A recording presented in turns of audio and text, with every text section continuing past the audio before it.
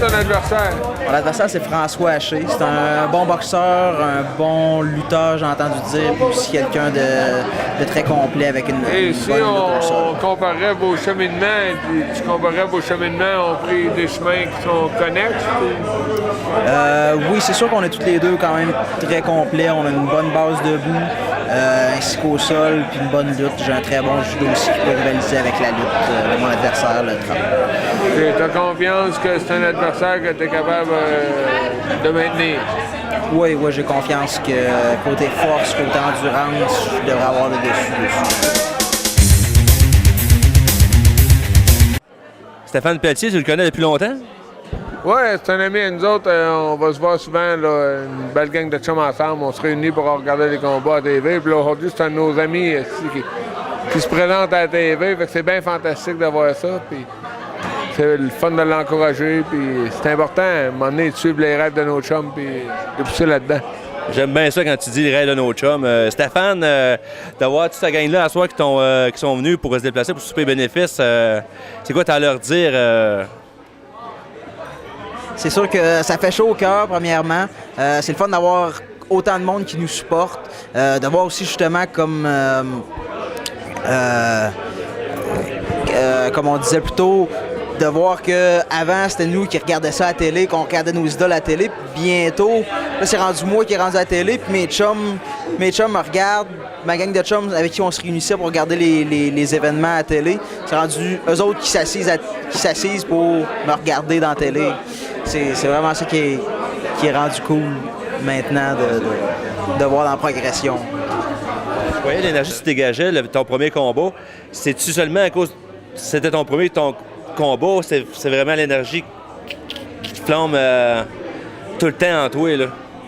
C'est vraiment l'énergie que je ressens dans moi, que je ressentais en dedans de moi ce soir-là.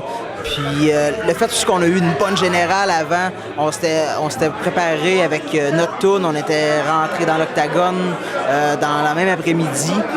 On s'était arrangé pour avoir accès à l'octagone puis faire une générale. Puis ça m'avait vraiment mis en confiance.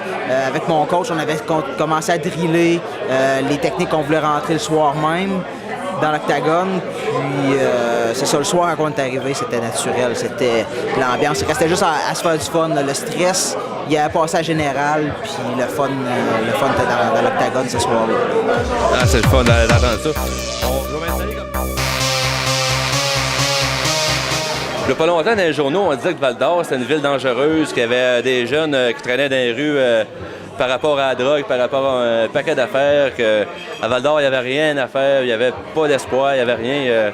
Qu'est-ce que tu as à dire à ces jeunes-là? Moi, ces jeunes-là, je leur dirais de s'accrocher à leur passion. Les petits trips qu'ils ont pu avoir dans leur jeunesse, ceux qui ont commencé à triper, qui ont peut-être voulu mettre de côté, de retourner chercher ces trips-là, puis de reprendre ce qu'ils ont laissé, puis de continuer dans cette voie-là pour essayer de se rendre à un niveau supérieur.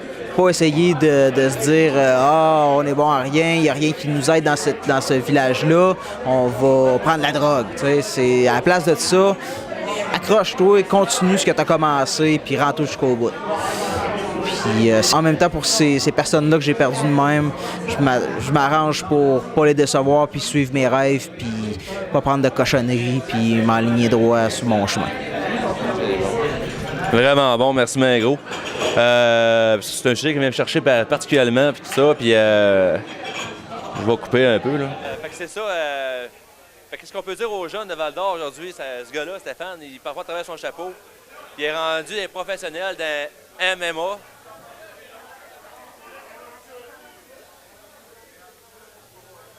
Fait que réveillez-vous. Fait que Stéphane, moi, je voudrais te souhaiter une bonne chance pour ton combat. Puis, sérieux, avec toute l'énergie que tu peux t'accumuler à soir, de tes chums, de ta famille, de tout ce que tu t'aimes, l'énergie que tu as ici, là, ben, je pense que tu vas nous arriver dimanche avec une victoire. Puis, du fond du cœur, je te la souhaite. Yes.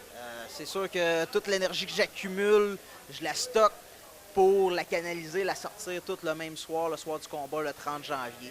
Puis, si jamais ça se finit trop tôt, le combat, j'ai pas eu le temps de tout sortir, ça va sortir d'un cri de joie. Puis, s'il en reste encore, ça sortira le combat d'après, on continue d'accumuler, puis ça sort tout à la bonne place. c'est les moyens.